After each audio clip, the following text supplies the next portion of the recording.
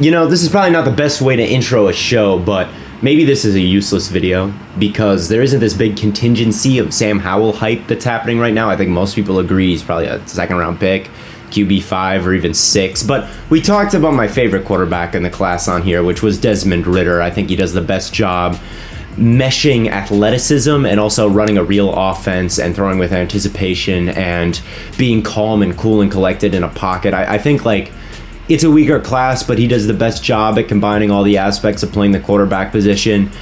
I think Howell probably does maybe the worst, and I'll go show you why in this video. But to start off with, I think that he's a Baker Mayfield clone, a variant, you might say. I think that he looks like a Riverdale actor playing a quarterback, which is a little bit disrespectful, but I mean, you can't tell me that I'm wrong. And just in general, I'm going to go into why I have a third or maybe even a fourth round grade on him and why he reminds me so much of Mayfield. And if your upside is Baker Mayfield, that doesn't give me a lot of incentive to draft you. So the first big problem with Howell is what most of his plays look like, and that is an RPO with a quick read behind it, and if that's not open, take off and run. That's what a lot of Sam Howell plays look like. But on this one, he's going to actually have to read out a full play like a real NFL quarterback, and this is very, very clearly cover one, manned up, manned up, manned up, man, mostly all in a line with a single high safety. This is so clearly cover one. The only question is if this linebacker is actually going to blitz, or he's going to bluff and then drop back into his zone, or maybe he'll come and someone else will drop into his zone. That's really the only question about this play. And he's going to end up reversing. He's going to go in motion and go on this side of the field, which is going to bring this linebacker with him, and then he's going to be the one to drop down. So it really is a question on whether this guy's going to blitz or stay in that zone. Anyway, what are the wide receivers running? We got a go, a little curl, we got an in route, and then we got a little comeback right here with this guy going as the check down.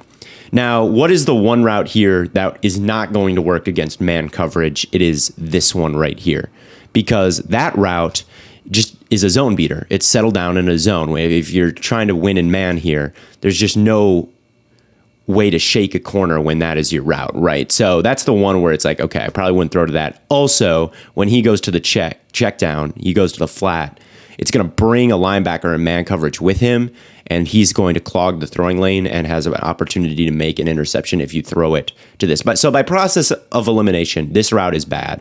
What routes are good? I would say this go when the safety's on the other side of the field is pretty good against a Duke corner, but yes, it's 3rd and 3. So maybe you don't want to take a deep shot like that, but it does get open. I would say if you read these linebackers and the dude who looked like he might blitz actually blitzes, you want to throw behind the blitz and hit this in, which happens, and Howell doesn't look at, and then maybe that's way out of bounds. Maybe you hit this comeback, but I think I would go 1, probably skip 2, look at 3, and then maybe look at the check down. I don't know if that's how it's supposed to be read out, but that's what I would consider to be high level processing and high level quarterback play. But instead, Howell looks at the 2 routes I think are bad to look at here, which is first the hitch. And you see how that go gets open here, right? That's a touchdown. But the hitch doesn't get open. Then he quickly checks the other side of the field, and that's not really ready. The timing is off here. He hasn't even begun to cut back to the quarterback. And then that blitz is coming, and he's I'm going to take off and run, and he just gets tackled for a 1-yard gain on 3rd and 3, which obviously doesn't help you. And it's all the answers were kind of there, and he just didn't know them when he was asked to read out this full play, I think. And he also has a terrible habit of patting the ball or double clutching. You'll see it a million times in this video, and this is just the first example of him having a guy on that side of the field. I think this is NFL open if you put it out in front. That is a play a wide receiver can make, and he's looking at it, and he's literally cocked back to throw, but so often he changes his mind, he's indecisive, and pats that football, and you're going to see that at least 10, 15 times in this game. I don't think that this play is an RPO. I think this one is just normal play action, and it freezes the safeties in their tracks. And then there's a deep post coming in behind them that's going to end up breaking wide open here. He's got the mailbox up, hit me for a touchdown, and Howell has to. Howell has to see him, because when you're reading out this play action, you're looking at the safeties, And you're going to see him just be flat-footed, standing around, not getting any depth. You're going to see 23 start to move this way with this wide receiver. 17 is going to stay down. I mean, that should be kind of the first thing that you register if you're a quarterback. It seems like he's kind of looking at it, that he's kind of looking at this deep shot, which is open. And he looks like he even kind of double clutches there again, like he's loading up to throw, but then he's like, oh, never mind.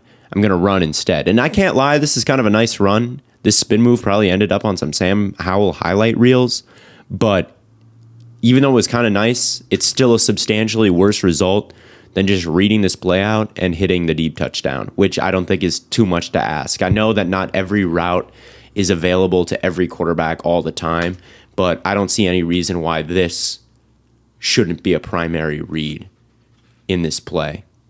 I also think his footwork and pocket poise is pretty questionable. He's going to start with the play action here, and then once he draws that ball back, you see him in the traditional quarterback footwork, right? 1 foot in front of the other with a wide base. That's good. But there's going to be a little bit of pressure off the edge, and what I would like to see him do is maybe drift away from that pressure, keeping that base and keeping that good platform to throw from, but he makes those legs parallel to the line of scrimmage and starts shuffling laterally, and that makes this an awkward throw point when I don't really think it has to be. And again, you see him kind of pat that football before he throws it right there. Again, you can't really see it, but you see his hand kind of pop out there like he's about to throw and then come back to pat it. So when he first starts that, I mean, there's plenty of room to step into this throw. I think, yes, there's a guy after you, but in the NFL, this is about as good as it gets. But instead, he's going to kind of release this, still moving laterally, and it just makes it a little bit tough to make an accurate throw. And this might be not the best example to use because I can see the argument that this actually does end up being an accurate throw, even though he does overthrow him slightly.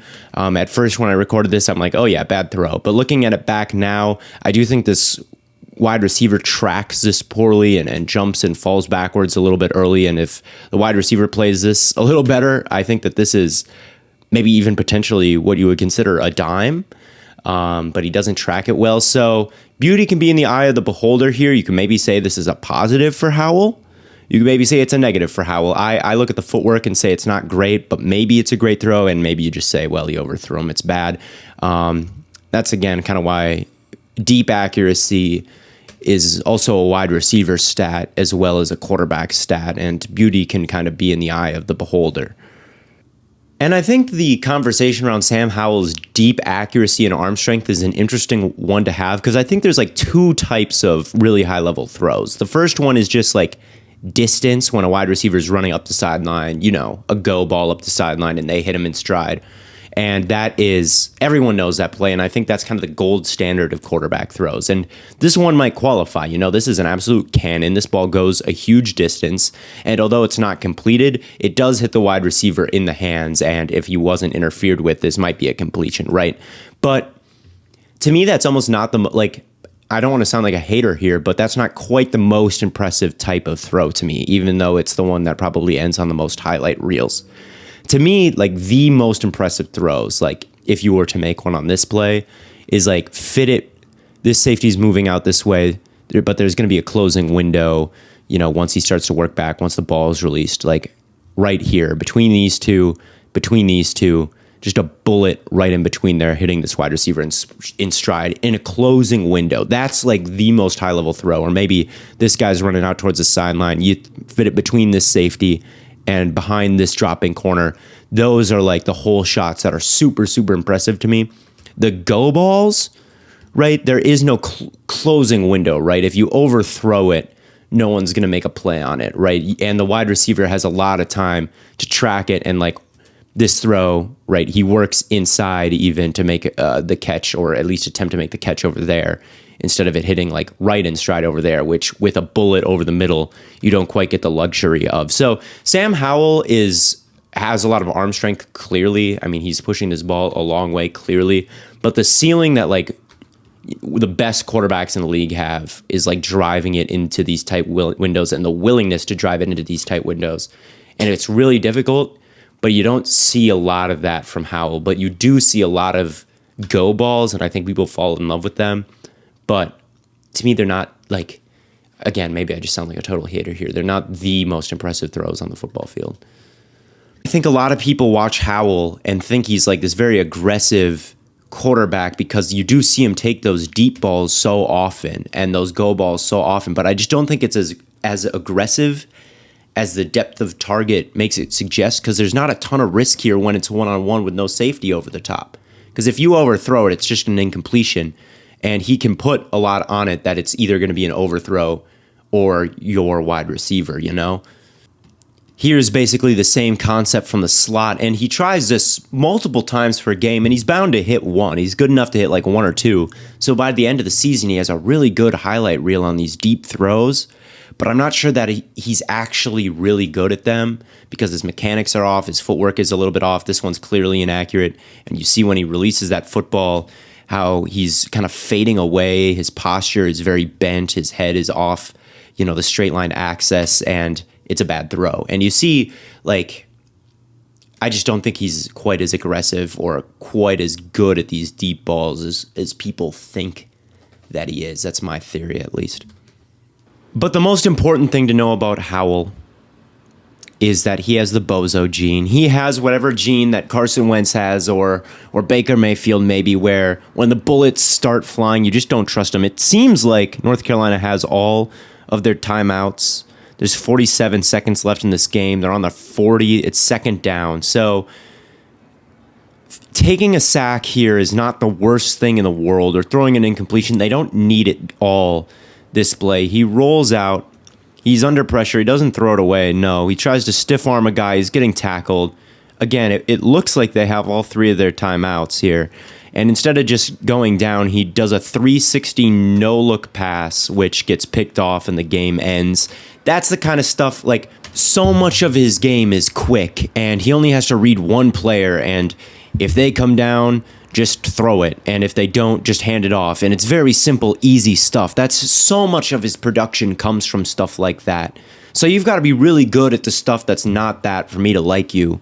All I need to know is if number 7's getting any depth toward the sideline, and if he's not, I will just make this throw that anybody in the world can make, and it will be a 60-yard touchdown. Good job, Sam Howell, for this. And so much of it is that. But then it's like, oh, now things are going wrong. It's time to make an athletic throw on the run. See if we can get it across his body and into this space right here where this wide receiver can make a diving catch. He just can't put enough on it, and it's incomplete.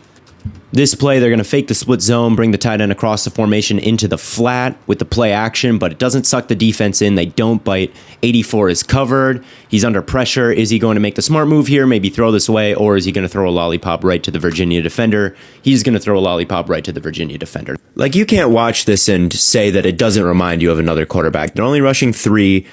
He's got a good pocket, but he wants to step up. He runs into the back of his lineman. He spins around. That's a big one for a Baker Mayfield comparison.